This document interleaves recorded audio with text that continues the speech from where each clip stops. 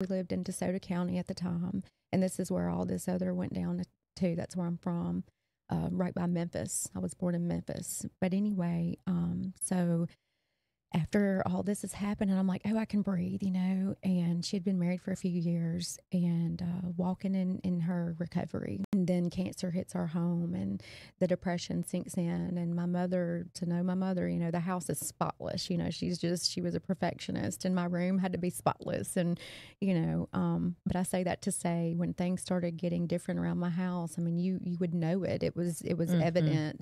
And my grandfather had come to live with us. He was dying of leukemia, and my stepfather had lymphoma. And so in one room is my stepfather dying, and in another room is my grandfather. Then there's me and my mom. My mom is spiraling. She's smoking crack. She's doing pills. She's, just out doing all these different things. And I'm there with them. And I'm in there trying to take care of my stepdad that is in a hospital bed. And, you're hearing fluid, come up, gargling in the middle of the night. I'm trying to go in there and suction it. I'm alone. And this time I can't go to school because I'm scared that he's going to die. And so during this time, everything is just the weight on my shoulders. And I'm just like, what is happening? Where do I go from here? My mom comes in one day, and, at this point, I'm very argumentative. I'm angry. I'm disrespectful. I don't have any respect for her at this time. And so we're cussing each other, physically assaulting each other. I'm just like, I don't want to be here. I hate you. Why are you doing this?